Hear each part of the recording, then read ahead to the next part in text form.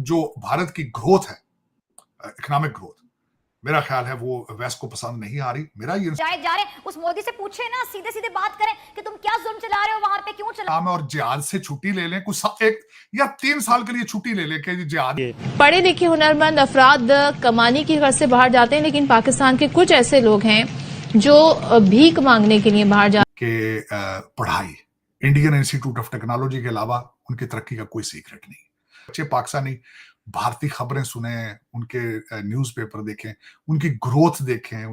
जैसा कि हमने इस वीडियो में देखा कि कैसे जो पाकिस्तानी मीडिया है वो बात कर रही है कि इंडिया की जो ग्रोथ है, जीडीपी ग्रोथ, वो 8% से हो रही है, जबकि जो हमारी जीडीपी ग्रोथ है वो ओनली 2% पर है और अब तो नेगेटिव में जा रही है। और इंडिया इतनी तेज़ी से कैसे तरक्की कर रहा है, और अगर वो ऐसी तेज़ी से तरक्की करता रहा तो 2040 से 50 के बीच में इंडिया सुपर पावर बन जाएगा और पाकिस्तान के हाथ में कुछ भी नहीं रहेगा।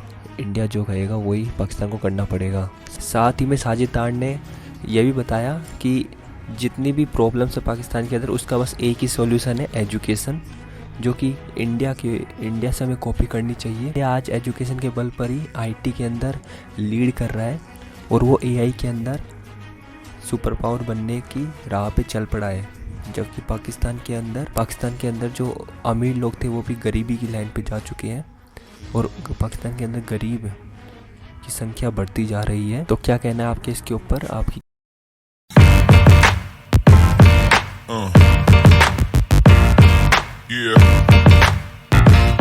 लेकिन इस वक्त चीमा साहब, जो मैं मुसलसल देख रहा हूं कि भारत के खिलाफ एक लॉबी जो है वो वेस्ट के अंदर मुसलसल प्रोपेगेंडा कर रही है, ना सिर्फ यहाँ अमेरिका के अंदर, कनाडा के अंदर, ऑस्ट्रेलिया के अंदर भी अब वो दे हैव स्प्रेड। और उसमें मेरा ख्याल जो मजीद अगर देखा जाए तो उसके पीछे जो भारत की ग्रोथ है, इकोनॉमिक ग्रोथ, मेरा ख्याल है वो वेस्ट को पसंद नहीं आ रही। मेरा ये इनसे क्वेश्चन ये होगा कि अगर इस वक्त वॉशिंगटन डीसी से इजरायली जूश को निकाल दिया जाए और इंडियंस को निकाल दिया जाए अमेरिका से, तो अमेरिका चलेगा किस तरह? मेरा ये क्वेश्चन है, किस तरह चलाओगे भाई आप? गूगल अपना किस तरह चलाओगे? माइक्रोसॉफ्ट अपना किस तरह चलाओगे? फेडेक्स किस तरह चलाओगे? फेडेक्स का हेड भी इस वक्त भारतीय निजात। 300 पॉलिसी रिलेटेड बाइडन साहब की अपनी अपॉइंटमेंट है, इंडियन अमेरिकन है, अगर उनको निकाल दिया जाए तो पीछे आप क्या करोगे फिर?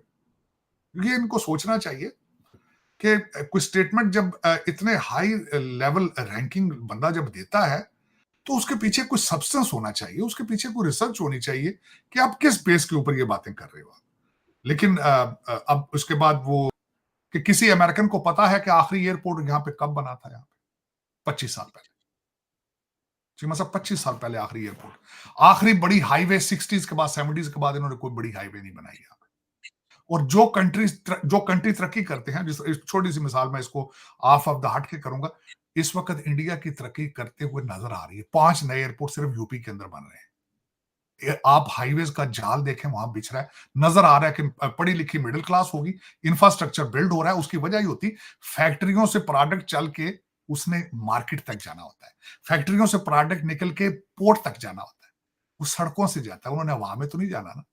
या सी पोर्टें होती हैं, एयरपोर्ट होते हैं, हाईवेज होती हैं। जहां पे ये चीजें नहीं बन रही होती, उनकी इकोनॉमी नजर आ रही होती ग्रो नहीं कर रही। तो अमेरिका की इकोनॉमी अब ग्रो नहीं कर रही है और उसकी वजह ये है कि वर्ल्ड पुलिसमैन बना बैठा है। सबसे बड़ी बात यह है, डोनाल्ड ट्रंप यही कहते थे हमेशा कि America first, let's build this country again. फिर उसके बाद सबसे बड़ी बात यह थी, जो मैं समझता हूं सिमिलैरिटी उनकी, कि नेटो है, नेटो चल ही सिर्फ अमेरिका के खर्चे पर है। यूक्रेन की वार है, यूक्रेन सबसे बड़ी थ्रेट किसको है? यूरोप को है। यूरोप एक पैसा नहीं दे रहा है उस जंग में, सारी जंग लड़ी जा रही है अमेरिका के पैसे पे। क्यों भाई?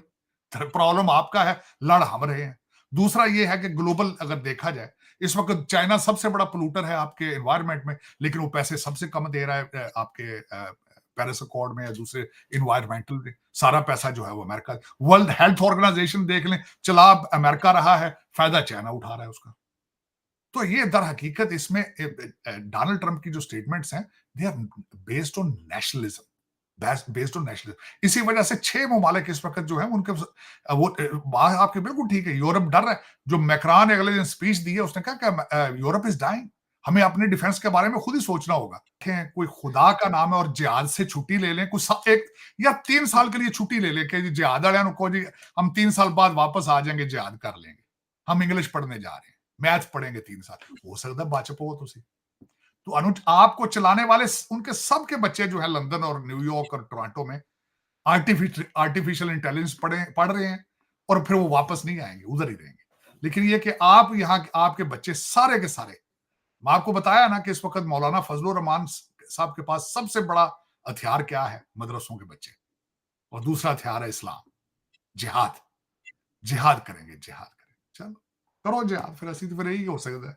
चीमा साहब, हम तो पहले भी इन्हीं चीजों से भागकर माजर होकर यहाँ आए थे, लेकिन दुख जरूर होता है कि मादरे मिलत के हालात क्या है और आस पड़ोस में हालात क्या है। हालात उनके आपसे बहुत आगे हैं, और मैं ये कुछ, मैं हमेशा इस तरह कहता हूँ चीमा साहब, मेरी ख्वाहिश है कि बच्चे पाकिस्तानी भारतीय खबरें सुने, उनके न्यूज़पेपर देखें, उनकी ग्रोथ देखें, उनकी तरक्की देखें, और कुछ लर्न करने की कोशिश करें। उनकी तरक्की का सीक्रेट सिर्फ एक ही है, सिर्फ चीमा साहब, कि पढ़ाई। इंडियन इंस्टीट्यूट ऑफ टेक्नोलॉजी के अलावा उनकी तरक्की का कोई सीक्रेट नहीं। लोग खामखा इधर उधर की बातें करते हैं ना, कई मैंने देखा वहां भी रिलीजियस कई फ्रीक हैं, फनेटिक हैं वहां भी, सारा दिन वो भी ट्विटर के पीछे फिरते हैं। लेकिन भारत ने तरक्की उनकी वजह से नहीं की।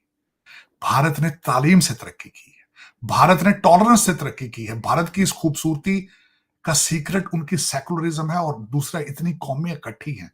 जिस तरह मैं पहले बात कर रहा था कि जिस कंट्री के अंदर 121 जबानें बोली जा रही है, चीमा साहब, एक स्टेट से आप दूसरे स्टेट में जाते हैं, कल्चर अलग है, जबान अलग है, ये खूबसूरती है उनकी।